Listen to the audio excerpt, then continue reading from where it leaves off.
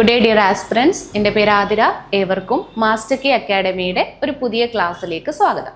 Next one, നിശ്ചലാവസ്ഥയിലുള്ള ഒരു ലോറിയുടെ പ്രവേഗം 5 second കൊണ്ട് 30 മീറ്റർ പെർ സെക്കൻഡ് ആയാൽ ലോറിയുടെ ത്വരണം എത്ര? പലരും നമ്മുടെ ക്ലാസ്സസ് ഒക്കെ കണ്ടിട്ട് കൂടുതൽ പ്രോബ്ലംസ് ചെയ്യണമെന്ന് പറഞ്ഞിട്ടുണ്ട്. അതുകൊണ്ട് നമ്മൾ 2-3 പ്രോബ്ലംസ് ഇൻക്ലൂഡ് ചെയ്തിട്ടുണ്ട് കേട്ടോ. ഇനിയുള്ള ക്ലാസ്സുകളിൽ നമുക്ക് കൂടുതൽ പ്രോബ്ലംസ് ചെയ്ത് ആ ഒരു ഡിഫിക്കൽറ്റി നമുക്ക് സോൾവ് ചെയ്യും. ഓക്കെ, അപ്പോൾ നോക്കിയാൽ നിശ്ചലാവസ്ഥയിലുള്ള ഒരു ലോറിയുടെ പ്രവേഗം 5 സെക്കൻഡ് കൊണ്ട് 30 മീറ്റർ പെർ സെക്കൻഡ് ആയി. അപ്പോൾ നമ്മൾ ആദ്യം നോക്കേണ്ടത് ഇത് ഏത് സ്റ്റേറ്റിലാണ്. അപ്പോൾ ക്വസ്റ്റ്യൻ ആദ്യം തന്നെ പറയുന്നു നിശ്ചലാവസ്ഥയിലാണ് ഒരു ലോറി. അപ്പം നിശ്ചലാവസ്ഥയിൽ അപ്പം നമ്മൾ ആദ്യ വെലോസിറ്റി, നമ്മൾ എപ്പോഴും ആദ്യ പ്രവേഗത്തെ എന്തിനോട് റെപ്രസെൻ്റ് ചെയ്യണം? യു കൊണ്ടാണ് റെപ്രസെൻ്റ് ചെയ്യേണ്ടത്. ആദ്യ വെലോസിറ്റി യു, അവസാന വെലോസിറ്റി വി. ഓക്കെ, ആദ്യ വെലോസിറ്റിയെ യു കൊണ്ടും അവസാന വെലോസിറ്റിയെ വി കൊണ്ടും റെപ്രസെൻ്റ് ചെയ്യണം. അപ്പോൾ ഇവിടെ ആദ്യ വെലോസിറ്റി 0 എന്ന് പറയുന്നുണ്ട്. അത് നിശ്ചലാവസ്ഥയിലാണെന്നേ തരും. അപ്പം നിങ്ങൾ ആലോചിക്കുക, റെസ്റ്റിലാണെങ്കിൽ അതിന് വെലോസിറ്റി ഒന്നുമില്ല, അതിൻ്റെ 0 ആയിരിക്കും അതിൻ്റെ വെലോസിറ്റി. ആ ലോറിയുടെ പ്രവേഗം 5 സെക്കൻഡ് കൊണ്ട്, അപ്പോൾ ഇവിടെ 5 സെക്കൻഡ് തന്നിരിക്കുന്ന 5 സെക്കൻഡ് ഇവിടെ ടൈമാണ്. 5 സെക്കൻഡ് കൊണ്ട് 30 മീറ്റർ പെർ സെക്കൻഡ് ആയി. അപ്പോൾ ഇതാ നോക്കിയ യൂണിറ്റ് തന്നെ വെച്ചിട്ട് നിങ്ങൾക്ക് അത് എന്താണെന്ന് മനസ്സിലാക്കാം.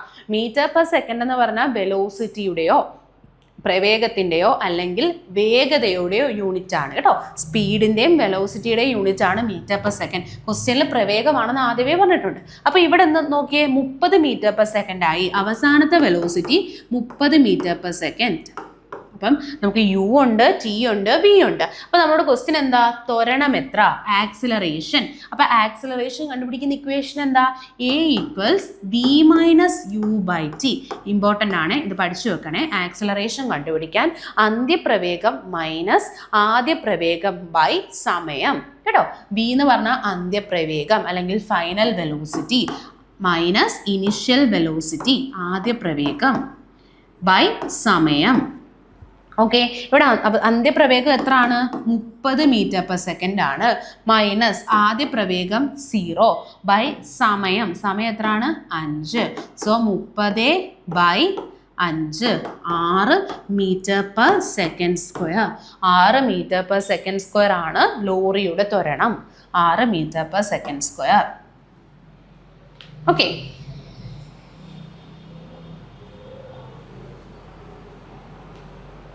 അടുത്തത് ഒരു പ്രോബ്ലം ആണ്. ചലിച്ചുകൊണ്ടിരിക്കുന്ന ഒരു വസ്തുവിൻ്റെ പ്രവേഗം ഇരട്ടിയായി വർദ്ധിപ്പിച്ചാൽ അതിൻ്റെ ഗതികോർജത്തിന് എന്ത് മാറ്റം സംഭവിക്കും? അപ്പം നമുക്കറിയാം, ചലിക്കുന്ന വസ്തുവുമായി ബന്ധപ്പെട്ട ഊർജ്ജമാണ് ഗതികോർജം. അപ്പോൾ അതിൻ്റെ യൂഷ്വൽ ഇക്വേഷൻ ½mv² ആണ്. അത് ഓർത്ത് വെക്കണേ, ½mv². അപ്പം നമ്മുടെ കയ്യിൽ ആദ്യമുള്ള ഗതികോർജം, ഒരു വസ്തു സഞ്ചരിച്ചപ്പം ആദ്യമുള്ള ഗതികോർജം എപ്പോഴും നിങ്ങൾ ഇത് തന്നെ എടുക്കണം, ½ mv². ഇങ്ങനെ ചലിച്ചുകൊണ്ടിരുന്ന വസ്തുവിൻ്റെ നോക്കിയേ, വസ്തുവിൻ്റെ പ്രവേഗം ഇരട്ടിയായി. ഇപ്പൊ എത്ര പ്രവേഗമാണോ അതിൻ്റെ ഇരട്ടി പ്രവേഗമായി. അപ്പൊ പ്രവേഗം ഞാൻ ഇരട്ടിയാക്കുന്നു. ആദ്യത്തെ കേസിൽ പ്രവേഗം നിങ്ങൾ പറഞ്ഞേ വി ആണല്ലേ നമ്മൾ എടുത്തപ്പം, വി ആണ് നമ്മൾ പ്രവേഗമായിട്ട് എടുത്തത്. ഇപ്പൊ അതിൻ്റെ വി മാറി. വി എന്തായിട്ട് മാറി? ഇരട്ടിയായിട്ട്. വിയുടെ ഇരട്ടി എന്ന് പറഞ്ഞാൽ 2 കൊണ്ട് ഗുണിക്കുക അല്ലേ. അപ്പം ഒരു വി എന്തായി മാറി? 2 വി ആയി. അപ്പം കൈനറ്റിക് എനർജി പുതിയ കൈനറ്റിക് എനർജി. അതുകൊണ്ട് ഞാൻ മുകളിൽ ഒരു വരയിട്ട് കൊടുത്തു, പുതിയതായതുകൊണ്ട്. കാരണം നമ്മുടെ വെലോസിറ്റി മാറി. അപ്പോൾ ഇതിൻ്റെ കൈനറ്റിക് എനർജിക്ക് മാറ്റമില്ലേ?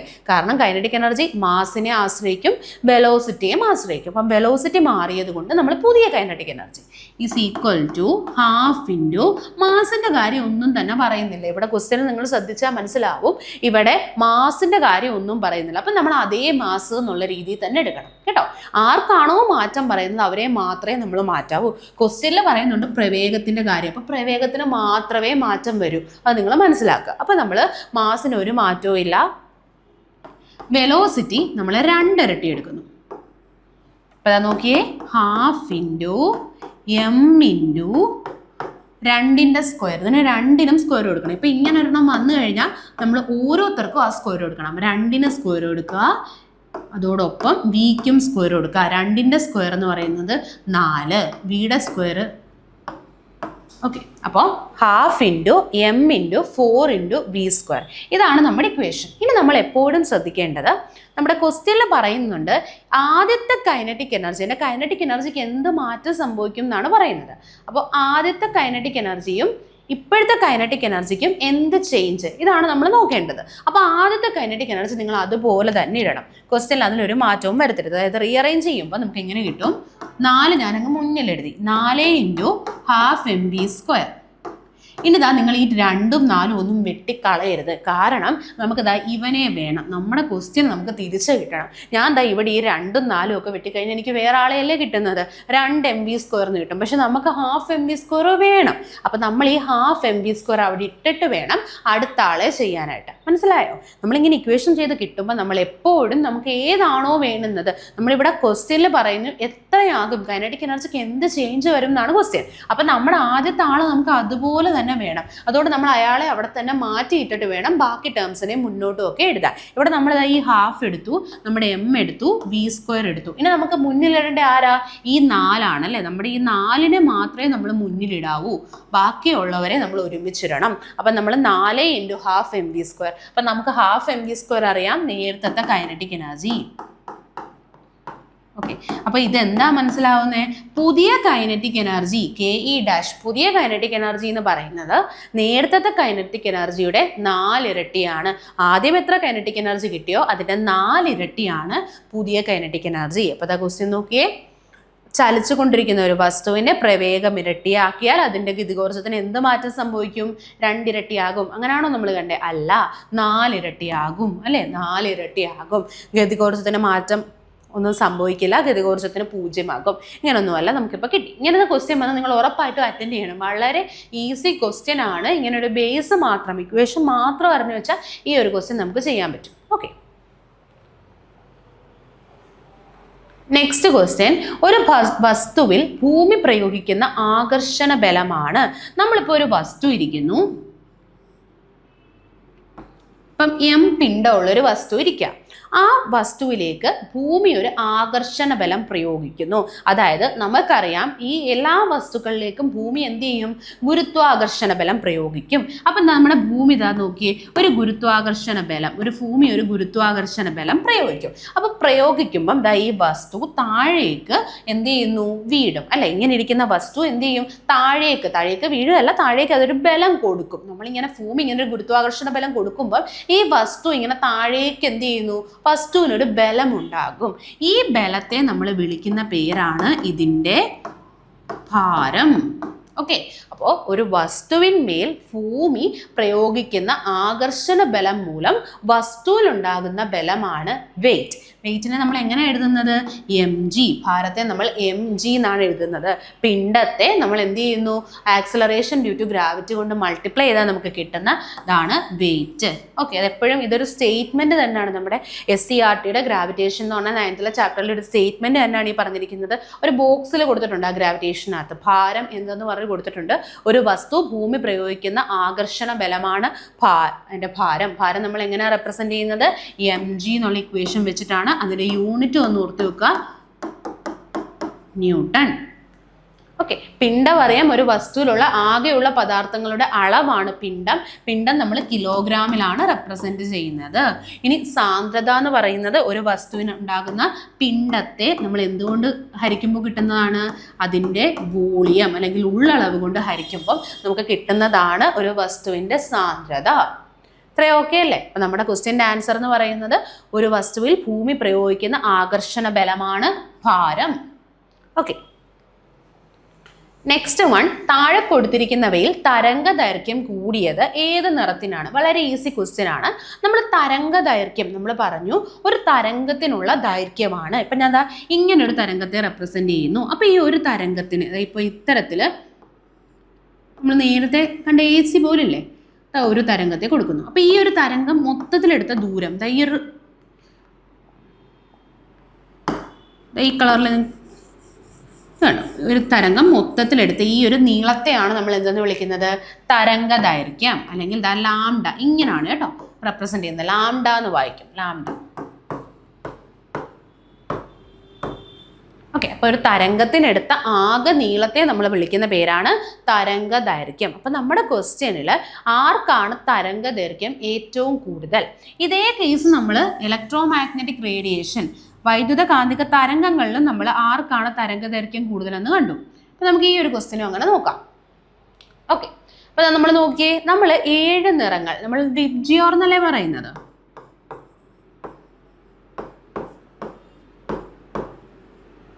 ഏഴ് നിറങ്ങളുണ്ട്. Violet, indigo, blue, green, yellow, orange, red എന്നുള്ള 7 നിറങ്ങളാണ് നമുക്ക് യൂഷ്വലി സ്പെക്ട്രത്തിലുള്ളത്.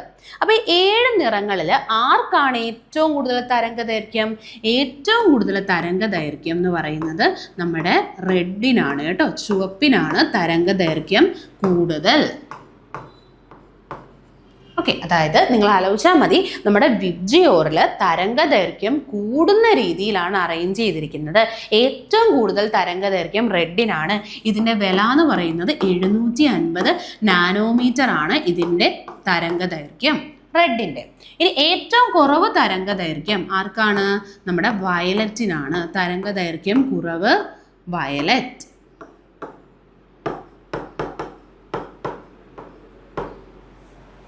ഓക്കെ, തരംഗദൈർഘ്യം ഏറ്റവും കുറവാർക്കാണ്? വയലറ്റിനാണ്. വയലറ്റിന്റെ തരംഗദൈർഘ്യം 400 നാനോമീറ്റർ ആണ്.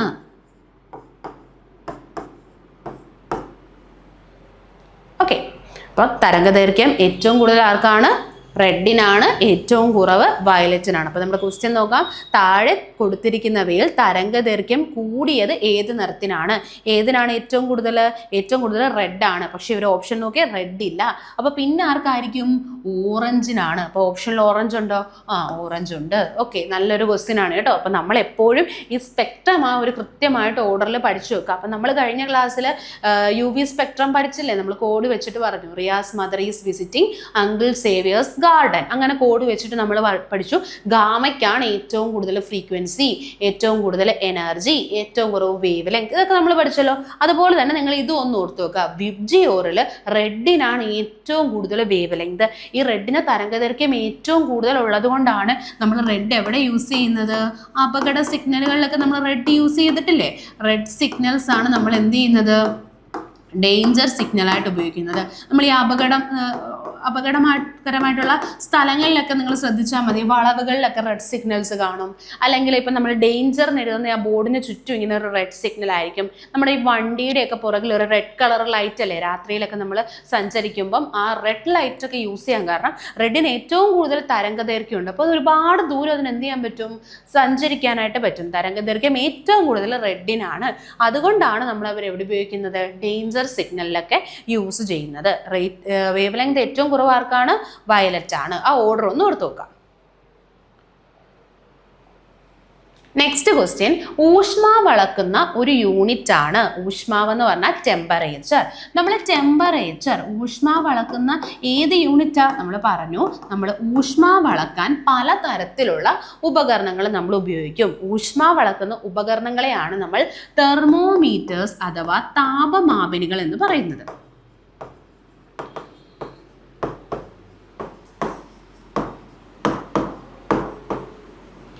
ഈ തെർമോമീറ്ററുകളിൽ പലതരത്തിലുള്ള തെർമോമീറ്റർ ഉണ്ട്. ഒന്നെന്ന് പറയുന്നത് നമ്മുടെ ഡിഗ്രി സെൽഷ്യസ് തെർമോമീറ്റർ. നമ്മൾ Celsius thermometer, degree Celsius thermometer കേട്ടോ. നമ്മൾ പൊതുവേ നമ്മൾ കേട്ടിട്ടുള്ള ആദ്യം നമ്മൾ കേൾക്കുന്ന തെർമോമീറ്റർ ആണ് സെൽഷ്യസ് തെർമോമീറ്റർ അല്ലെങ്കിൽ ഡിഗ്രി സെൽഷ്യസ് തെർമോമീറ്റർ.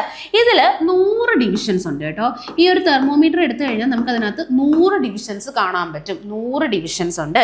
ഇതിൽ ഏറ്റവും ചെറിയ ഡിവിഷൻ എന്ന് പറയുന്നത്, ഏറ്റവും ചെറിയ ആണെന്ന് പറയുന്നത് 0 ഡിഗ്രി സെൽഷ്യസും ഏറ്റവും ഉയർന്ന ആള് 100 ഡിഗ്രി സെൽഷ്യസും ആണ്. അതൊന്ന് ഓർത്ത് വെക്കണേ. അതായത് എളുപ്പമാണ്. നമ്മുടെ ജലത്തിൻ്റെ ഐസിൻ്റെ ദ്രവണാങ്കവും ജലത്തിൻ്റെ തിളനിലയുമാണ് ഇതിൻ്റെ 2 എൻഡായിട്ട് വരുന്നത്. ഐസിൻ്റെ ദ്രവണാങ്കം 0 അല്ലേ, അതുപോലെ തന്നെ ജലത്തിൻ്റെ തിളനില 100 അല്ലേ. അപ്പോൾ ഈ 0ഉം 100ഉം ആണ് ഇതിൻ്റെ 2 വാല്യൂ. 0 ഏറ്റവും ചെറിയ വാല്യൂ, 100 ഏറ്റവും കൂടിയ വാല്യൂ. ഓക്കെ, അപ്പം നമ്മൾ ഡിഗ്രി സെൽഷ്യസ് തെർമോമീറ്റർ ആണ് ആദ്യകാലങ്ങളിൽ ഉപയോഗിച്ചിരുന്ന തെർമോമീറ്റർ ആണ് കേട്ടോ. സെൽഷ്യസ് തെർമോമീറ്റർ എപ്പോഴും ഉപയോഗിക്കാറുണ്ട്. അപ്പോൾ സെൽഷ്യസ് തെർമോമീറ്ററിൽ 100 ഡിവിഷൻസ് ഉണ്ട്. അത് ഓർത്ത് വെക്കുക. അതിനകത്ത് ഏറ്റവും ചെറിയ വില 0 ഡിഗ്രി സെൽഷ്യസും ഏറ്റവും വലിയ വില 100 ഡിഗ്രി സെൽഷ്യസും. ഇനി നമ്മൾ ഉപയോഗിക്കുന്ന അടുത്ത ഒരു തെർമോമീറ്റർ ആണ്, നമ്മൾ ഇതുപോലെ തന്നെ നമ്മൾ കോമൺലി യൂസ് ചെയ്യുന്ന അടുത്തൊരു തെർമോമീറ്റർ ആണ് കെൽവിൻ തെർമോമീറ്റർ. നമ്മുടെ ലോർഡ് കെൽവിൻ എന്ന് പറഞ്ഞ ശാസ്ത്രജ്ഞൻ മുന്നോട്ട് വെച്ച കെൽവിൻ തെർമോമീറ്റർ. അപ്പോൾ ലോഡ് കെൽവിൻ മുന്നോട്ട് വെച്ചാൽ ഈ കെൽവിൻ തെർമോമീറ്ററിലെ ഏറ്റവും ചെറിയ വാല്യൂ 273.15 കേട്ടോ. ഇതിനകത്ത് ഏറ്റവും ചെറിയ വാല്യൂ എന്ന് പറയുന്നത് 273.15 ഏറ്റവും ഉയർന്ന വാല്യൂ 373.15 ആണ് കേട്ടോ. ഏറ്റവും ചെറിയ വാല്യൂ 273.15 കെൽവിനും ഏറ്റവും ഉയർന്ന വാല്യൂ 373.15 കെൽവിനുമാണ്. ഇതിനകത്തും നമ്മൾ നേരത്തെ പറഞ്ഞ പോലെ തന്നെ 100 ഡിവിഷൻസ് ആണ് ഉള്ളത്. ഓക്കെ,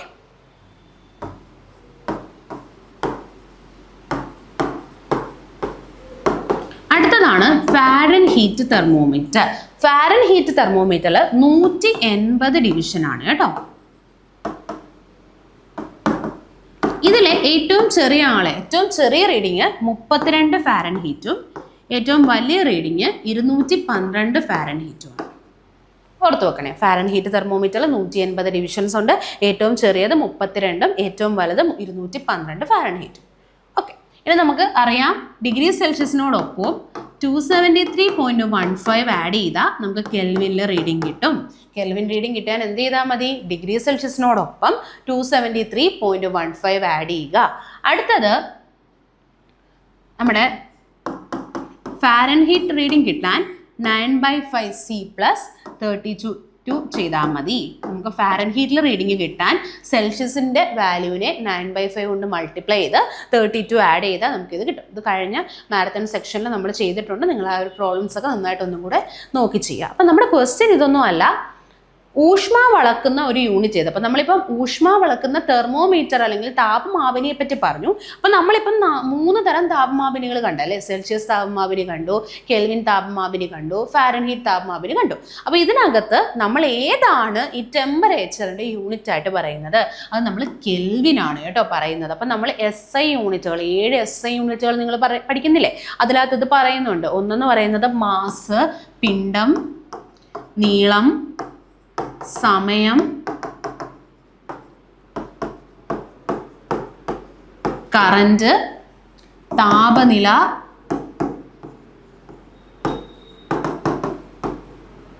വസ്തുവിൻ്റെ അളവ്, amount of substance, luminous intensity.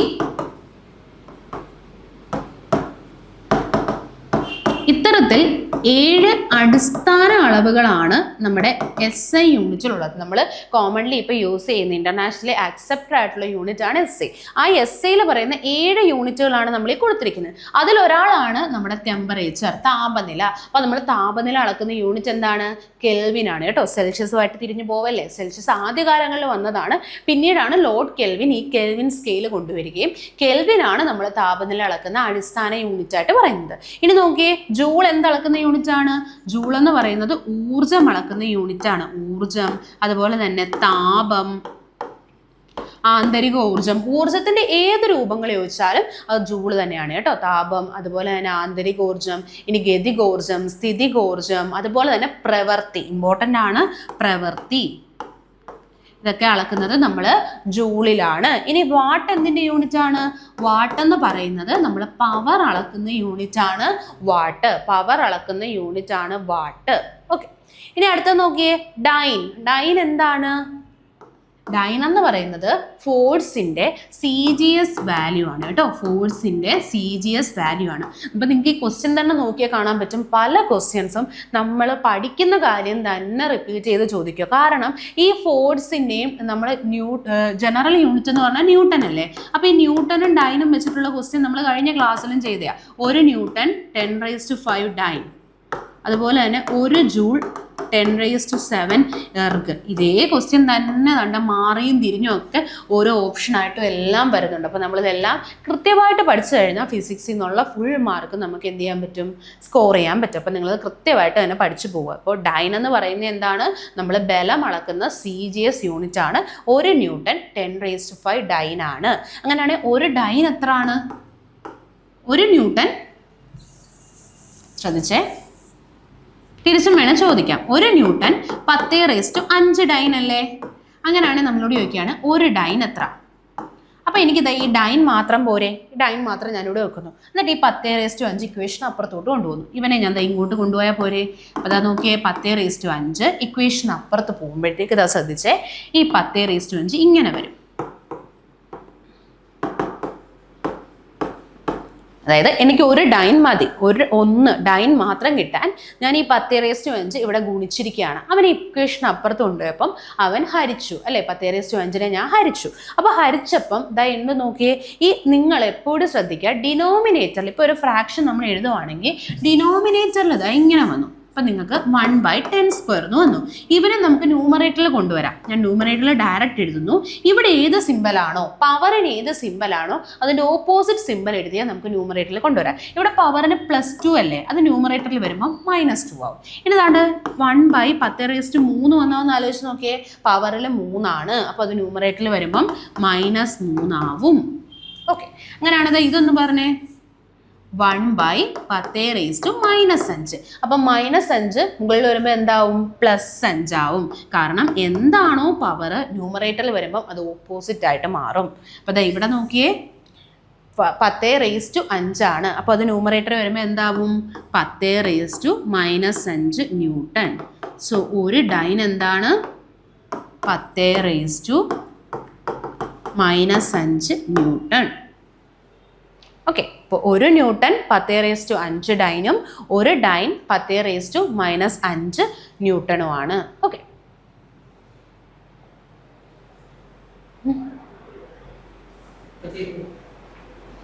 തീരും.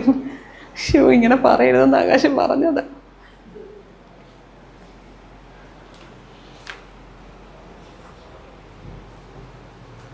Okay, next question. താഴെ കൊടുത്തിരിക്കുന്നവയിൽ ഏറ്റവും കൂടുതൽ വിശിഷ്ട താപധാരിതയുള്ളത് തിരഞ്ഞെടുക്കുക. ആർക്കാണ് ഏറ്റവും കൂടുതൽ സ്പെസിഫിക് ഹീറ്റ് കപ്പാസിറ്റി? അതാണ് നമ്മുടെ ക്വസ്റ്റ്യൻ. അപ്പോൾ നമുക്ക് നോക്കാം എന്താണ് ഹീറ്റ് കപ്പാസിറ്റി എന്നും എന്താണ് വിശിഷ്ട താപധാരിത എന്നും നോക്കാം. അപ്പം താപധാരിത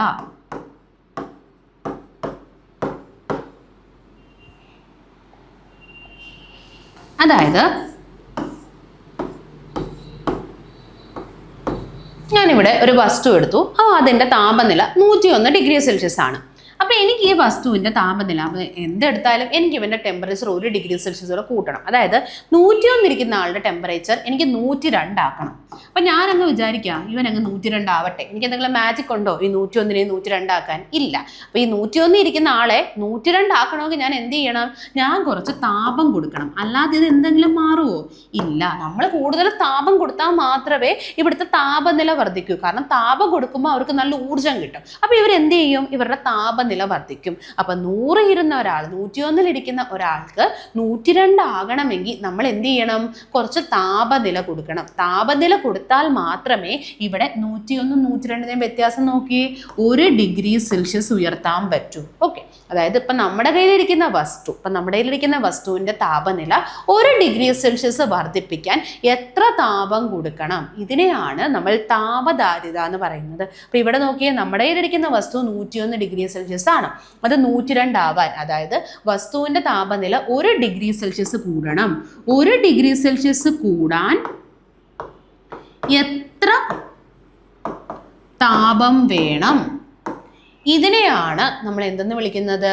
താപധാരിത, അല്ലെങ്കിൽ നമ്മൾ ഹീറ്റ് കപ്പാസിറ്റി എന്ന് പറയും. അപ്പോൾ ഹീറ്റ് കപ്പാസിറ്റി എന്ന് പറഞ്ഞാൽ എത്ര താപം കൊടുത്താൽ, നമ്മൾ എത്ര താപം കൊടുത്താലാണ് 1°C വർദ്ധിക്കുന്നത്. അപ്പം നമ്മളത് കണ്ടുപിടിക്കുന്നത് താപം ബൈ താപനില.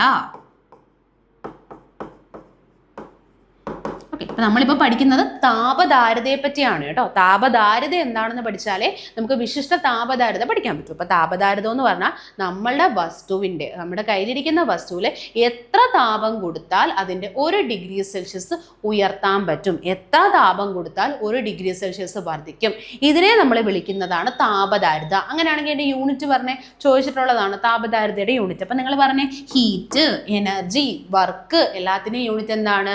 ജൂളാണ്. ജൂള് ബൈ താപനില, ടെമ്പറേച്ചറിന്റെ യൂണിറ്റ് നമ്മൾ തൊട്ട് മുന്നേ കണ്ടു, കെൽവിൻ. അപ്പൊ താപധാരിതയുടെ യൂണിറ്റ് ഇമ്പോർട്ടൻ്റ് ആണ്, ജൂൾ പെർ കെൽവിൻ ആണ്. ജൂൾ ഇങ്ങനെ എഴുതത്തില്ലേ, ഈ വരെ നമുക്കിതാ ഇങ്ങനെ അങ്ങ് എഴുതാം.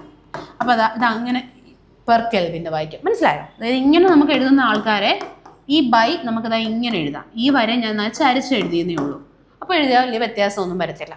ഓക്കെ, അപ്പോൾ നമ്മൾ ഓർത്ത് വെക്കുക, ഹീറ്റ് കപ്പാസിറ്റി താപധാരിതയുടെ വാല്യൂ എന്ന് പറയുന്നത്, അതിൻ്റെ യൂണിറ്റ് എന്ന് പറയുന്നത് ജൂൾ പെർ കെൽവിൻ ആണ്. അത് കണ്ടെത്തുന്ന ഇക്വേഷൻ താപം ബൈ താപനില. ഇനി നമുക്ക് പഠിക്കാനുള്ളത് വിശിഷ്ട താപധാരിത. നമ്മുടെ ക്വസ്റ്റ്യൻ അതാണ്, വിശിഷ്ട താപധാരിത. വലിയ വ്യത്യാസമൊന്നുമില്ല.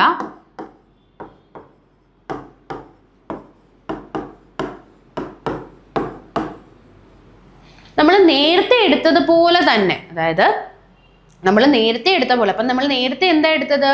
നമ്മൾ നേരത്തെ എടുത്തത് 101 ഡിഗ്രി സെൽഷ്യസിൽ നിന്നും 102 ഡിഗ്രി സെൽഷ്യസിലേക്ക് മാറി അല്ലെ. 101 ഡിഗ്രി സെൽഷ്യസ് ഉള്ള ആള് 102 ഡിഗ്രി സെൽഷ്യസിലേക്ക് മാറി. ഇനി നമ്മൾ പറയുന്നു 1 കിലോ ഉള്ള വസ്തു, അതായത് എൻ്റെ കയ്യിരിക്കുന്ന 1 കിലോഗ്രാം ഉള്ള വസ്തുവിൻ്റെ താപനില 1 ഡിഗ്രി സെൽഷ്യസ് മാറാൻ ഞാൻ എത്ര താപം കൊടുക്കുന്നു? നേരത്തെ നമ്മൾ മാസ് ഒന്നും പറയരുത്. നേരത്തെ നിങ്ങൾ പറയേണ്ടത് 1 ഡിഗ്രി സെൽഷ്യസ് മാറാൻ എത്ര താപം വേണം. ഇനി നമ്മൾ പറയേണ്ടത് 1 കിലോഗ്രാം ഉള്ള വസ്തുവിൻ്റെ 1 ഡിഗ്രി സെൽഷ്യസ് കൂടാൻ എത്ര താപം. ഇതിനെയാണ് നമ്മൾ വിശിഷ്ട താപധാരിത എന്ന് പറയുന്നത്. 1 കിലോഗ്രാം ഉള്ള ഒരു വസ്തു നമ്മുടെ കയ്യിലുണ്ട്, അതിൻ്റെ 1 ഡിഗ്രി സെൽഷ്യസ് ഉയർത്താൻ, അതിൻ്റെ താപനില 1 ഡിഗ്രി സെൽഷ്യസ് ഉയർത്തണമെങ്കിൽ ഞാൻ എത്രമാത്രം താപം കൊടുക്കണം. ഇതാണ് വിശിഷ്ട താപധാരിത. അപ്പോൾ നമ്മൾ നേരത്തെ കണ്ടുപിടിച്ചതുപോലെ ഹീറ്റ് എഴുതുന്നു ബൈ, ഇവിടെ ടെമ്പറേച്ചറിനോടൊപ്പം നമ്മൾ ആരെയും കൊണ്ട് ഗുണിക്കണം? ഇവരുടെ മാസിനെ കൊണ്ട് ഗുണിക്കണം കേട്ടോ. മാസ് കൊണ്ടും നമ്മൾ ഗുണിക്കണം. അപ്പോൾ ഇതിന്റെ യൂണിറ്റ് എന്ന് പറഞ്ഞേ, ഹീറ്റിന്റെ യൂണിറ്റ് ജൂളാണ്, ടെമ്പറേച്ചറിന്റെ യൂണിറ്റോ കെൽവിൻ ആണ്, മാസിൻ്റെത് കിലോഗ്രാം ആണ്. അപ്പം ജൂൾ പെർ കെ കിലോഗ്രാം ഇങ്ങനെയാണ് എഴുതുന്നത്. ജൂൾ പെർ കെൽവിൻ കിലോഗ്രാം എന്നാണ് ഇതിന്റെ യൂണിറ്റ് നമുക്ക് റെപ്രസെന്റ് ചെയ്യാൻ പറ്റുന്നത്. ഇത്രയൊക്കെ ആണല്ലോ. അപ്പോൾ നോക്കിയേ, വിശിഷ്ട താപധാരിത ഏറ്റവും കൂടുതലുള്ളത് ആർക്കാണ്? വിശിഷ്ട താപധാരിത ഏറ്റവും കൂടുതൽ ജലത്തിനാണ് കേട്ടോ. അതിൻ്റെ വാല്യൂ ഒന്ന് അറിഞ്ഞിരിക്കുക, 4186 ജൂൾ പെർ കിലോഗ്രാം കെൽവിൻ. ഇത്രയും ഉയർന്ന്, അതായത് 1 കിലോഗ്രാം ഉള്ള ജലത്തിനെ നമ്മൾ 1 കെൽവിൻ ഉയർത്താൻ എത്ര വേണം? 4186 താപം നമ്മൾ കൊടുക്കണം. ഓക്കെ, 4186 താപം കൊടുത്താൽ മാത്രമേ ഇവിടെ 1 ഡിഗ്രി സെൽഷ്യസ് അല്ല, സോറി കെൽവിൻ ആണ്. ഇവിടെ ചെറിയൊരു മിസ്റ്റേക്ക് പറ്റി, നമ്മളിവിടെ കെൽവിൻ ആണ് കേട്ടോ. മനസ്സിലാവാൻ വേണ്ടി അത് പറഞ്ഞു എന്നേ ഉള്ളൂ. കെൽവിനാണ് നമ്മൾ ഓർക്കുക, കാരണം നമ്മൾ എപ്പോഴും താപനില കെൽവിനിലാണ് അളക്കുന്നത്. അതുകൊണ്ട് 101 കെൽവിനുള്ള ആൾ 102 കെൽവിൻ, അങ്ങനെ മാത്രമേ വ്യത്യാസമുള്ളൂ, വേറെ വ്യത്യാസമൊന്നുമില്ല. ബാക്കി പറഞ്ഞെല്ലാം കറക്റ്റാണ്. ഇതാ നോക്കിയേ, നമ്മൾ 1 കിലോഗ്രാം ഉള്ള ജലം എന്ത് ചെയ്യുന്നു? 1 കെൽവിൻ ഉയർത്താൻ ഇത്രയും വലിയ ഹീറ്റ് കൊടുക്കണം. അല്ലെങ്കിൽ ഏതെങ്കിലും പ്രോസസ്സൊക്കെ നടക്കുമ്പോൾ ഇത്രയും ഹീറ്റ് പുറത്തു വരുന്നു എന്നും ഒരർത്ഥമുണ്ട് കേട്ടോ. 1 കിലോഗ്രാം ഉള്ള ഒരു വസ്തു 1 കെൽവിൻ ഉയർത്തുമ്പം ഇത്രയും ഹീറ്റ് പുറത്തു വരുന്നു, അല്ലെ ഇത്രയും ഹീറ്റ് ആഗിരണം ചെയ്യുന്നു. അപ്പോൾ ഏറ്റവും കൂടുതൽ വിശിഷ്ട താപധാരിതയുള്ള വസ്തു ആരാണ്? ജലം. അതുകൊണ്ടാണ് നമ്മുടെ ജലത്തിനെ ഈ നമ്മുടെ വണ്ടിയുടെയൊക്കെ റേഡിയേറ്ററിലൊക്കെ വളരെ ചൂട് കൂടുമ്പോൾ നമ്മൾ ജലത്തിനെ ഉപയോഗിക്കുന്നത്. കാരണം ജലത്തിന് ഇത്രയും ഹീറ്റ് പുറത്തു വിടാനും പറ്റും, ഇത്രയും ഹീറ്റ് അകത്തോട്ട് എടുക്കാനും പറ്റും. അതുകൊണ്ടാണ് നമ്മൾ ജലത്തെ പല സിറ്റുവേഷനിലും യൂസ് ചെയ്യുന്നത്. പിന്നെ നമ്മുടെ ശരീരത്തിൽ ഏറ്റവും കൂടുതൽ ജലം ഉണ്ടാവാൻ കാരണം ഇതാണ്. കാരണം ഒരുപാട് താപമൊക്കെ പല നമ്മുടെ ഇൻഡസ്ട്രിയിലൊക്കെ നമ്മൾ ഡൈജഷനും അങ്ങനെയൊക്കെ നടക്കുമ്പോൾ ഒരുപാട് താപം ഉണ്ടാകുന്നുണ്ട്. അപ്പോൾ അത്രയും താപത്തെ ആഗിരണം ചെയ്യണ്ടേ. അതുകൊണ്ട് നമ്മുടെ ഉള്ളിൽ ഏറ്റവും കൂടുതൽ എന്താണ്? ജലമാണുള്ളത്. അതിനും റീസൺ ജലത്തിൻ്റെ ഏറ്റവും ഉയർന്ന വിശിഷ്ട താപധാരിതയാണ്. അത്രയും ഓർത്ത് വെക്കണേ. ഓക്കെ,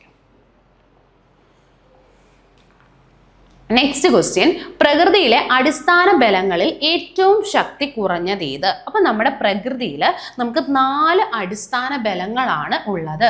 അടിസ്ഥാന ബലങ്ങളിൽ ഏറ്റവും ശക്തി കുറഞ്ഞ ബലമാണ് ഗുരുത്വാകർഷണ ബലം. ശക്തി കുറഞ്ഞ ബലമാണ് ഗുരുത്വാകർഷണ ബലം. അപ്പോൾ ഈ ഗുരുത്വാകർഷണ ബലത്തിനിടയിൽ എക്സ്ചേഞ്ച് ചെയ്യുന്ന പാർട്ടിക്കിൾസ് നോക്കി വെക്കുക കേട്ടോ. ഗ്രാവിറ്റോൺസ് എന്ന പാർട്ടിക്കിൾ, ഗ്രാവിറ്റേഷണൽ ഫോഴ്സ് എന്നല്ല ഇംഗ്ലീഷ് പേര്. അപ്പോൾ അത് വെച്ചിട്ട് ഓർക്കാം, ഗുരുത്വാകർഷണ ബലത്തിൻ്റെ സമയത്ത് 2 വസ്തുക്കൾ എക്സ്ചേഞ്ച് ചെയ്യുന്ന പാർട്ടിക്കിളിനെ നമ്മൾ വിളിക്കുന്ന പേരാണ് ഗ്രാവിറ്റോൺ.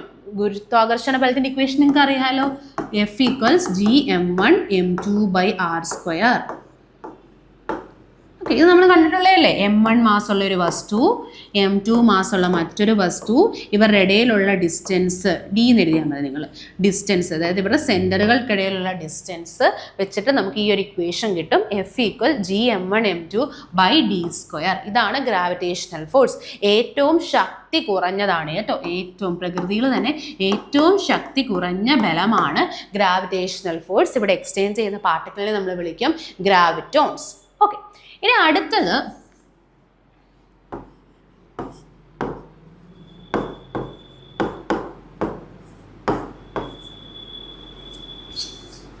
Week nuclear force.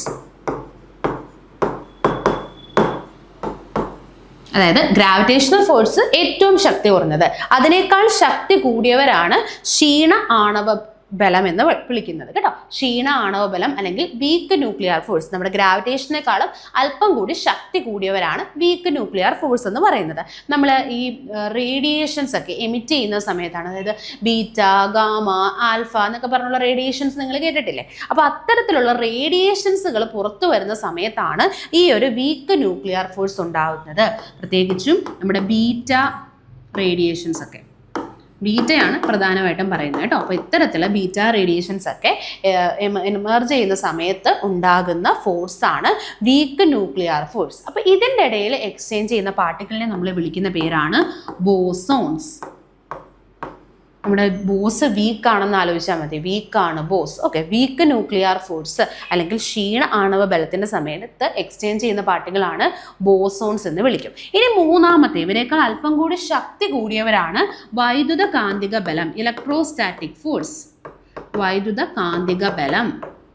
അപ്പോൾ ഈ വൈദ്യുത കാന്തിക ബലത്തിനിടയിൽ ഇവർ എക്സ്ചേഞ്ച് ചെയ്യുന്ന പാർട്ടിക്കിൾസിനെ ഓർത്തു വെക്കാം എളുപ്പമാണ്. നമ്മുടെ ഫോട്ടോൺസ്, പ്രകാശത്തിൻ്റെ പാക്കറ്റുകൾ എന്നൊക്കെ നമ്മൾ നേരത്തെ പഠിച്ചില്ലേ? ഓക്കെ, അപ്പോൾ നമ്മൾ വൈദ്യുത കാന്തിക ബലത്തിൻ്റെ ഇടയിൽ എക്സ്ചേഞ്ച് ചെയ്യുന്ന പാർട്ടിക്കിളിൻ്റെ പേരാണ് ഫോട്ടോൺസ് എന്ന് പറയുന്നത്. ഓക്കെ, അപ്പോൾ ഇതെന്ന് പറഞ്ഞാൽ നമ്മളിപ്പം ഏതെങ്കിലും ചാർജ്ഡ് ആയിട്ടുള്ള കണങ്ങൾക്കിടയിൽ ഉണ്ടാകുന്ന ഫോഴ്സാണ് നമ്മുടെ ഇലക്ട്രോസ്റ്റാറ്റിക് ഫോഴ്സ് എന്ന് പറയുന്നത്. ഇപ്പോൾ ഒരു ചാർജ് പോസിറ്റീവോ നെഗറ്റീവോ അല്ലെങ്കിൽ രണ്ട് പോസിറ്റീവോ രണ്ട് നെഗറ്റീവോ ഏതെങ്കിലും ചാർജ്ഡ് കണങ്ങൾക്കിടയിലാണ് നമുക്ക് ഈ ഇലക്ട്രോസ്റ്റാറ്റിക് ഫോഴ്സ് കാണാൻ പറ്റുന്നത്. ചാർജ്ഡ് കണങ്ങൾ, ചാർജ്ഡ് പാർട്ടിക്കിൾസിൻ്റെ ഇടയിൽ. ഇനി നമുക്ക് നാലാമത്തെ ഏറ്റവും ശക്തിയുള്ള, ഏറ്റവും സ്ട്രോങ് ആയിട്ടുള്ളതാണ് സ്ട്രോങ് ന്യൂക്ലിയർ ഫോഴ്സ്, പ്രബല ആണവ ബലം. ഇതാണ് ഏറ്റവും സ്ട്രോങ്ങസ്റ്റ്.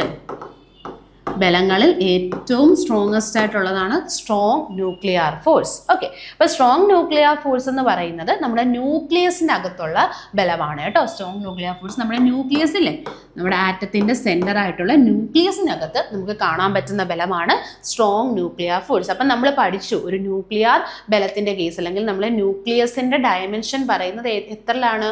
ഫെർമിയിലാണ് കേട്ടോ. അത് ഓർത്ത് വെക്കണേ. ന്യൂക്ലിയസിൻ്റെ ഡയമെൻഷൻ നമ്മൾ പറയുന്നത് ഒരു ഫെർമിന്നാണ്. അതിൻ്റെ വാല്യൂ ഒന്ന് ഓർത്ത് വെക്കുക, 10⁻⁻15. ഓക്കെ, അപ്പോൾ ഈ സ്ട്രോങ് ന്യൂക്ലിയർ ഫോഴ്സിൻ്റെ ഇടയിൽ എക്സ്ചേഞ്ച് ചെയ്യുന്ന പാർട്ടിക്കിളിൻ്റെ പേരും നിങ്ങൾ ജസ്റ്റ് ഒന്ന് ഓർത്ത് വെക്കുക. അത് മീസോൺസ് ആണ്. മീസോൺ, സ്ട്രോങ് ന്യൂക്ലിയർ ഫോഴ്സിൻ്റെ ഇടയിൽ എക്സ്ചേഞ്ച് ചെയ്യുന്ന പാർട്ടിക്കിൾസ് ആണ് മീസോൺസ്. അപ്പോൾ സ്ട്രോങ് ന്യൂക്ലിയർ ഫോഴ്സ് ന്യൂക്ലിയസിൻ്റെ അകത്ത് ഉള്ള ഫോഴ്സാണ്. ഇതാണ് ഏറ്റവും ശക്തമായ ഫോഴ്സ്. ഇതിൻ്റെ റേഞ്ച് 10⁻⁻15 മീറ്റർ ആണ്. ഇതിൻ്റെ ഇടയിൽ എക്സ്ചേഞ്ച് ചെയ്യുന്ന പാർട്ടിക്കിൾ മീസോൺ ആണ്. അപ്പം നമ്മുടെ ക്വസ്റ്റ്യനിലോട്ട് പോയേ, പ്രകൃതിയിലെ അടിസ്ഥാന ബലങ്ങളിൽ ഏറ്റവും ശക്തി കുറഞ്ഞത്. അപ്പം നമുക്കറിയാം ഏറ്റവും ശക്തി കുറഞ്ഞത് ഗുരുത്വാകർഷണം, ഏറ്റവും ശക്തി കുറഞ്ഞത് ഗ്രാവിറ്റേഷൻ. ഇനി ഇവരെക്കാൾ ശക്തിയുള്ളവരാണ് ആര്? നമ്മുടെ ക്ഷീണ ആണവ ബലം. ക്ഷീണ ആണവ ബലത്തിനാണ് അല്പം കൂടി ശക്തി. പിന്നെ ശക്തിയുള്ള ആർക്കാണ്? വൈദ്യുത കാന്തിക ബലം. അതിനെ സ്ഥിത വൈദ്യുത ബലം എന്നും പറയും കേട്ടോ. സ്ഥിത വൈദ്യുത ബലം.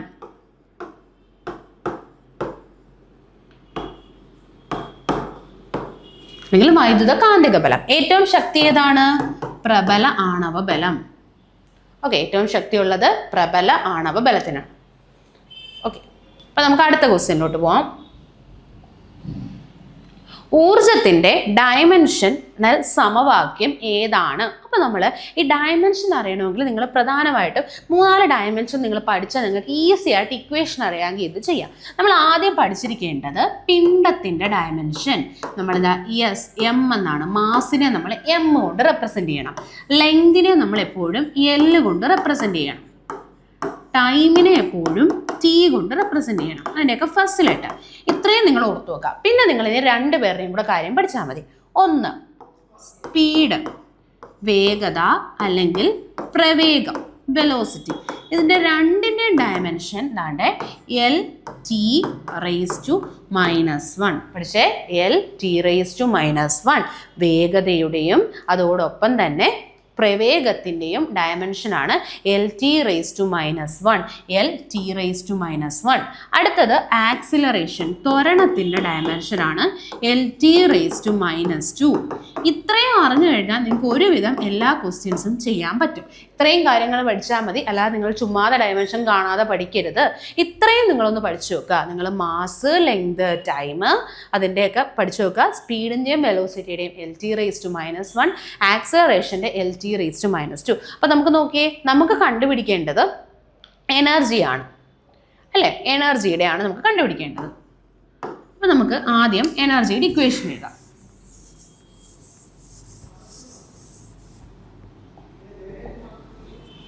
എനർജിയുടെ ഇക്വേഷൻ എഴുതിയേ, ഫോഴ്സ് ഇൻറ്റു ഡിസ്പ്ലേസ്മെന്റ്. ഇതല്ലേ നമുക്കറിയാവുന്നേ, ഫോഴ്സ് ഇൻറ്റു ഡിസ്പ്ലേസ്മെന്റ്. ഇപ്പോൾ ഫോഴ്സിന്റെ ഡയമെൻഷൻ നമ്മൾ കൊടുക്കണം, പക്ഷെ നമുക്കത് അറിഞ്ഞുകൂടാ. അപ്പോൾ നമുക്ക് അറിയാവുന്ന ഇക്വേഷൻ എഴുതാം. അപ്പം നമുക്കറിയാം ന്യൂട്ടന്റെ രണ്ടാം ചലന നിയമത്തിൽ നിന്നും നമുക്ക് ബലം എന്ന് പറഞ്ഞാൽ അതാ MA എന്നൊരു ഇക്വേഷൻ കിട്ടി. ആ വാല്യൂ ഇവിടെ സബ്സ്റ്റിറ്റ്യൂട്ട് ചെയ്തേ, MA × S. ഇനി ഓരോരുത്തരുടെയും ഡയമെൻഷൻ കൊടുക്കാം. നമ്മൾ പഠിച്ചു മാസിന് നമ്മളിതാ ഇങ്ങനെ കൊടുത്തത് M, ക്യാപിറ്റൽ M. അടുത്തത് A, ആക്സിലറേഷൻ എന്താ നമ്മൾ പഠിച്ചേ, LT⁻². അടുത്തത് ഡിസ്പ്ലേസ്മെന്റ്. അപ്പോൾ ഡിസ്പ്ലേസ്മെന്റ് എന്ന് പറഞ്ഞാൽ നമുക്കറിയാം അതൊരു ദൂരമാണ്, ലെങ്ത് ആണ്. എല്ലാ ദൂരങ്ങൾക്കും നമ്മൾ L വെച്ച് റെപ്രസെന്റ് ചെയ്യണം. ഡിസ്പ്ലേസ്മെന്റ് ഒരു ലെങ്ത് ആണ്, അത് ഓർത്ത് വെക്കണേ. ഡിസ്പ്ലേസ്മെന്റ്, ഡിസ്റ്റൻസ് ഇതെല്ലാം നമ്മൾ L കൊണ്ടാണ് റെപ്രസെന്റ് ചെയ്യുന്നത്. ഇനി നമ്മൾ നോക്കി, ഇനി ഒന്നുമില്ല, ഇനി നമ്മൾ ഓരോരുത്തരെയും എടുത്തെഴുതുക. M ആരെങ്കിലും ഉണ്ടോ? ഒരൊറ്റ MA ഉള്ളൂ അല്ലേ? ഈ ഒരു MA ഉള്ളൂ. അപ്പോൾ അതിനെ മാത്രം ഞാൻ ദാ എഴുതി. ഓക്കെ, ഇനി L നോക്കിയേ, ഇവിടെയും ഒരു L ഉണ്ട്, ഇവിടെയും ഒരു L ഉണ്ട്. അതിൻ്റെ പവർ നോക്കിയേ, ഇതിൻ്റെ ഇവിടെ ഒന്നുമില്ല, അതിനർത്ഥം പവർ 1 ആണ്. ഇവിടെയും ഒന്നുമില്ല, അതിനർത്ഥം പവർ 1 ആണ്. അപ്പോൾ അതാ നോക്കിയേ, L⁻1 × L⁻1. ഇപ്പോൾ ഇവിടെ നിങ്ങൾക്ക് കാണാൻ പറ്റും ഈ രണ്ടിടത്തും L ഉണ്ട്, കോമൺ ആയിട്ട് L ഉണ്ട്. അപ്പോൾ പവർ മാത്രം വ്യത്യാസമാണെങ്കിൽ അപ്പോൾ നമ്മൾ എന്ത് ചെയ്താൽ മതി, ഈ ഒരു ഐഡന്റിറ്റിയുടെ സിമിലർ ആവും. A⁻m × A⁻n. ഇവിടെ നമുക്ക് കാണാൻ പറ്റും രണ്ടിൻ്റെയും ബേസ് A തന്നെയാണ് അല്ലേ? രണ്ട് പേർത്തും ബേസ് A ആണ്. പവർ ഇതാ നോക്കിയേ, M-ഉം N-ഉം. അപ്പം നമ്മൾ ഇങ്ങനെ വന്നാൽ നമ്മൾ ചെയ്യേണ്ടത് ആ A അതുപോലെ എഴുതുക, എന്നിട്ട് ഈ പവർ തമ്മിൽ കൂട്ടി എഴുതിയാൽ മതി. അപ്പോൾ ഇവിടെ നിങ്ങൾ പറഞ്ഞേ L⁻1ഉം L⁻1ഉം ഗുണിക്കാൻ പറഞ്ഞാൽ നമ്മൾ എന്ത് ചെയ്യുക, L എഴുതുക, എന്നിട്ട് പവേഴ്സ് തമ്മിൽ എന്ത് ചെയ്യണം, കൂട്ടണം. 1ഉം 1ഉം കൂടെ കൂട്ടുമ്പോൾ നമുക്ക് എന്ത് കിട്ടും, 2. അപ്പോൾ L⁻2 എന്ന് കിട്ടും. മനസ്സിലായോ? ഇവിടെ L-ഉം ബേസ് സെയിം ആണ്, അതായത് രണ്ടും നമുക്ക് L തന്നെ. അത് ഗുണിക്കാൻ പറഞ്ഞാൽ നമ്മൾ എന്ത് ചെയ്താൽ മതി, പവറുകൾ തമ്മിൽ കൂട്ടി എഴുതിയാൽ മതി. 1 + 1 2 എന്ന് കിട്ടും. അപ്പം ML². ടീയുടെ ഏതെങ്കിലും ഉണ്ടോ? ഒരാളേ ഉള്ളൂ, ഈ T മാത്രമേ ഉള്ളൂ. അപ്പോൾ അവനെ അടുത്തങ്ങ് എഴുതുക. അപ്പോൾ ML² T⁻². ഇതാണ് എനർജിയുടേത്. അപ്പോൾ നോക്കിയേ, ML² T⁻². അങ്ങനെയാണെങ്കിൽ നമുക്ക് അടുത്തതും കൂടെ ഒന്ന് നോക്കാം. ഇതെന്ന് പറഞ്ഞാൽ ഫോഴ്സിൻ്റെതാണ്. അപ്പോൾ നമുക്ക് ഫോഴ്സിൻ്റെ ഒന്ന് ചെയ്ത് നോക്കാം. അപ്പോൾ ഫോഴ്സിൻ്റെ ഇക്വേഷൻ MA ആണ്.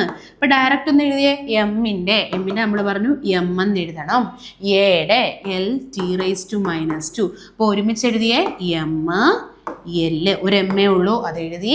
ഒരു LA ഉള്ളൂ, അതെഴുതി. ഒരു T⁻² ഉള്ളൂ, അതെഴുതി. അപ്പോൾ ഇത് എന്തിൻ്റെ ഡയമെൻഷനാണ്? ഫോഴ്സിൻ്റെതാണ്. ML⁻², ഫോഴ്സിൻ്റെ. ഇത് നോക്കിയേ, LT⁻². നമ്മൾ പഠിച്ചു LT⁻² ആരുടേതാണ്? LT⁻² ആക്സിലറേഷൻ്റെതാണ്.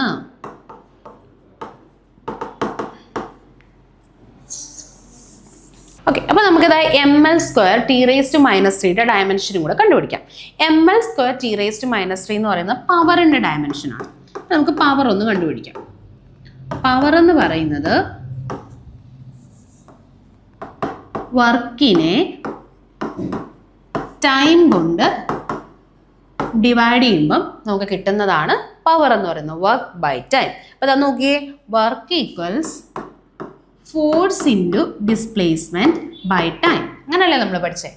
അപ്പോൾ ഫോഴ്സിൻ്റെ ഡയമെൻഷൻ നമുക്ക് അറിയില്ല. അപ്പോൾ നമ്മൾ ഫോഴ്സിൻ്റെ ഇക്വേഷൻ എഴുതി, MA ഇൻറ്റു ഡിസ്പ്ലേസ്മെൻറ്റ് അല്ലെങ്കിൽ ഡിസ്റ്റൻസ്. നമ്മൾ പറഞ്ഞു ദൂരത്തെ എപ്പോഴും നമ്മൾ ലെങ്ത് കൊണ്ടാണ് റെപ്രസെൻറ്റ് ചെയ്യുന്നത്.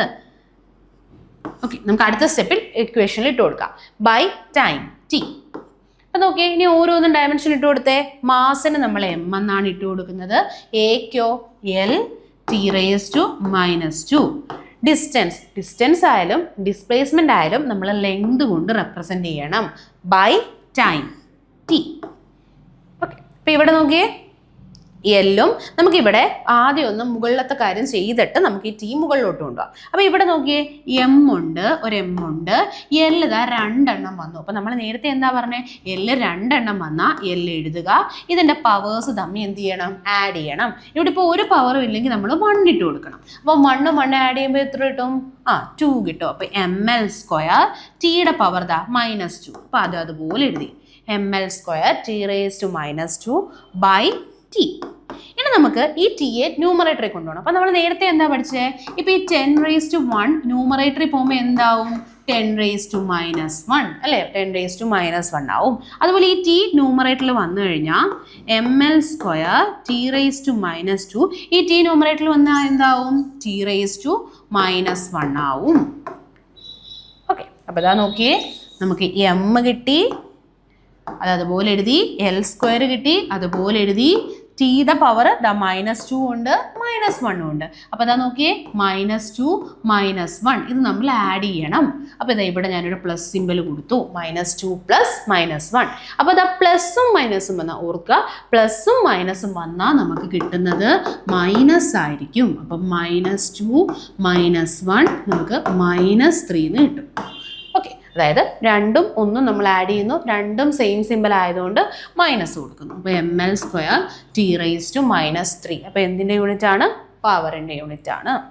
ഓക്കെ, അപ്പോൾ നമ്മുടെ ക്വസ്റ്റ്യൻ ഊർജ്ജത്തിൻ്റെ ഡയമെൻഷൻ്റെ സമവാക്യം ഏതാണ്, ml² t⁻−2.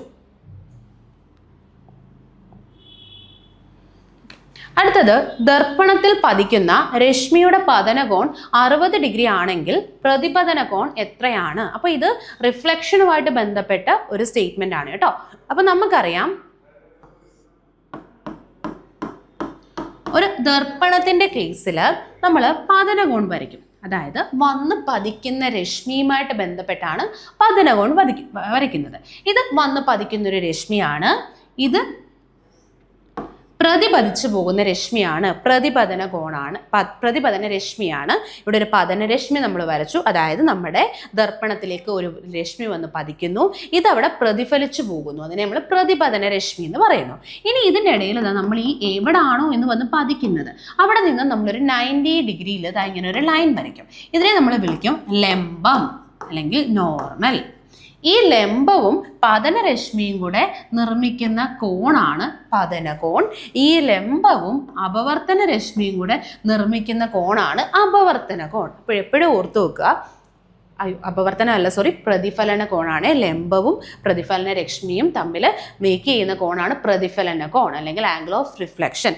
എപ്പോഴും ഓർക്കുക, പതന കോണും പ്രതിഫലന കോണും എന്തായിരിക്കും, തുല്യമായിരിക്കും. അപ്പം നമ്മുടെ ക്വസ്റ്റ്യനിൽ പറയുന്നുണ്ട്, ഒരു രശ്മി പതിക്കുമ്പോൾ പതനകോൺ, അതായത് ഈ പതനകോൺ എന്ന് പറയുന്ന ആള് 60 ആണ്. അങ്ങനെയാണെങ്കിൽ ഉറപ്പായിട്ടും പ്രതിപതന കോണും എത്രയായിരിക്കും, 60 ഡിഗ്രി ആയിരിക്കും. എളുപ്പം ക്വസ്റ്റ്യൻ ആണ്. ലോ ഓഫ് റിഫ്ലക്ഷൻ്റെ പോയിന്റ് വെച്ചിട്ട് തന്നെ പറയും, പതനകോണും തന്നാൽ നിങ്ങൾ ഉറപ്പായിട്ടും അതേ വാല്യൂ തന്നെ എഴുതണം, എന്തായിട്ട്, പ്രതിപതന കോണായിട്ട്. അപ്പോൾ 60 ഡിഗ്രി തന്നെയാണ് പ്രതിപതന കോൺ.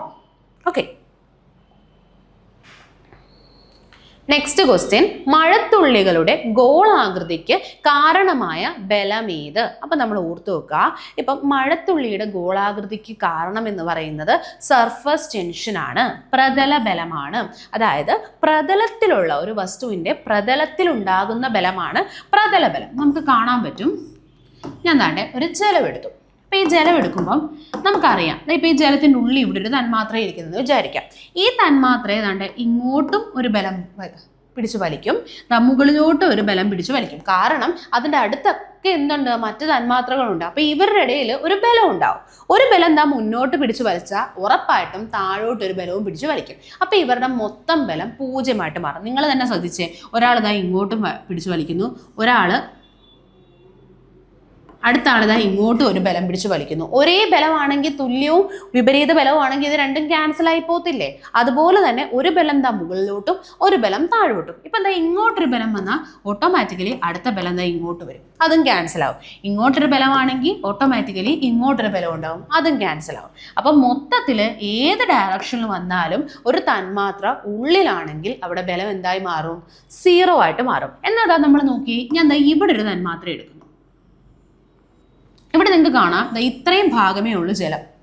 ഇതിൻ്റെ മുകളിൽ ഈ കാണുന്നതെല്ലാം എം ടി സ്പേസ് ആണ്. ഞാൻ ഈ നീല കളർ കൊണ്ട് റെപ്രസെൻറ്റ് ചെയ്യാം.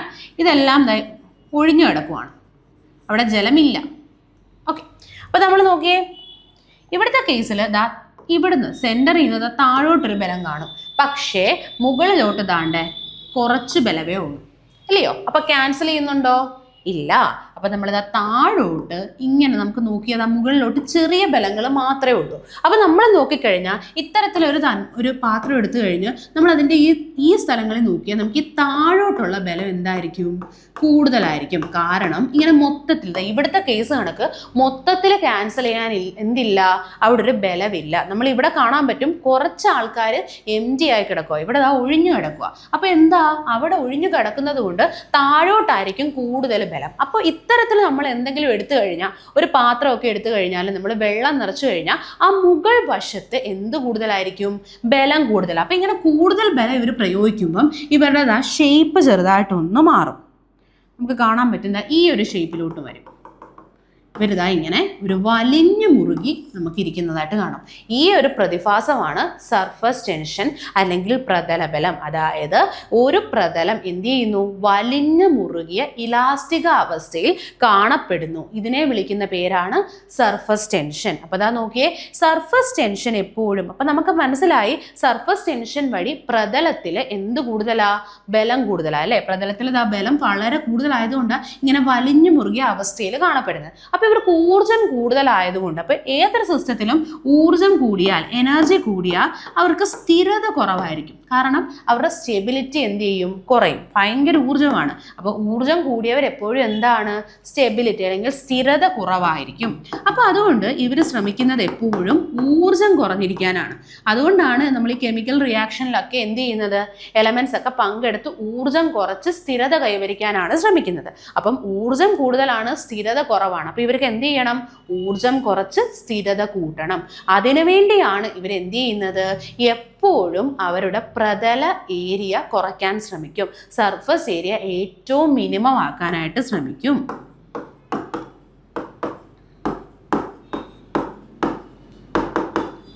ഓക്കെ, അതായത് നമുക്കിവിടെ കാണാൻ പറ്റും ഇവർക്ക് ഊർജം കൂടുതലാണ്. അപ്പോൾ ഇവരുടെ എന്ത് ചെയ്യും? സ്ഥിരത കുറവ്. അപ്പോൾ സ്ഥിരത കൂട്ടാനായിട്ട്, അവരുടെ ഊർജം കുറയ്ക്കാൻ അവരുടെ ഏരിയ അവരങ്ങ് കുറയ്ക്കും. അപ്പം ഏറ്റവും ഏരിയ കുറഞ്ഞ ഷേപ്പ് എന്ന് പറയുന്നത് നമ്മുടെ ഗോളാകൃതിയാണ്. അപ്പോൾ ഗോളാകൃതിയൊക്കെ അതുകൊണ്ടാണ് മഴത്തുള്ളികൾ എന്ത് ചെയ്യുന്നത്? ഗോളാകൃതി കൈവരിക്കുന്നത്. അപ്പം നമ്മുടെ ക്വസ്റ്റ്യൻ നോക്കിയേ, മഴത്തുള്ളികളുടെ ഗോളാകൃതിക്ക് കാരണമായ ബലം എന്താണ്? പ്രതലബലം. കാരണം പ്രതലബലം എപ്പോഴും അവരുടെ ഏരിയ കുറയ്ക്കാൻ ശ്രമിക്കും. അതുകൊണ്ടാണ് മഴത്തുള്ളികൾക്ക് ഏത് ആകൃതി? ഗോളാകൃതി. പ്രതലബലം കണ്ടുപിടിക്കാൻ നമ്മൾ യൂസ് ചെയ്യുന്ന ഇക്വേഷൻ ഇതാണ്. പ്രതലത്തിലുള്ള ബലം, നമ്മൾ പ്രതലത്തിൽ എത്രമാത്രം ബലമുണ്ടോ അതിനെ ലെങ്ത് കൊണ്ട് നമ്മൾ ഹരിച്ചു കഴിഞ്ഞാൽ എന്ത് കിട്ടും? പ്രതലബലം കിട്ടും. പിന്നെ നിങ്ങൾക്കറിയാം കർഷണ ബലം എന്ന് പറഞ്ഞാൽ വസ്തുക്കൾക്കിടയിൽ, ഖരപദാർത്ഥങ്ങൾക്കിടയിൽ അതിൻ്റെ ചലനത്തെ ഒപ്പോസ് ചെയ്തുകൊണ്ടുള്ള ബലമാണ് കർഷണ ബലം. ഇനി ദ്രാവകങ്ങളുടെയും വാതകങ്ങളുടെയും കർഷണ ബലത്തെയാണ് നമ്മൾ എന്തെന്ന് വിളിക്കുന്നത്? വിസ്കസ് ബലം എന്ന് വിളിക്കുന്നത്. ഇനി ഭൂഗുരുത്വ ബലം എന്താണ്? ഭൂമി എല്ലാ വസ്തുക്കളെയും കേന്ദ്രത്തിലേക്ക് ആകർഷിക്കുന്ന ബലമാണ് ഭൂഗുരുത്വ ബലം. ഓക്കെ, അപ്പോൾ ഇത്രയും ക്വസ്റ്റ്യൻ ഓക്കെ ആയാലോ? സോ ഇത്രയും ക്വസ്റ്റ്യൻസേ ഉള്ളൂ. ഈ ഒരു ഡിസ്കഷൻ നിങ്ങൾക്ക് ട്രൂലി യൂസ്ഫുൾ ആയെന്ന് വിശ്വസിക്കുന്നു. Okay, thank you.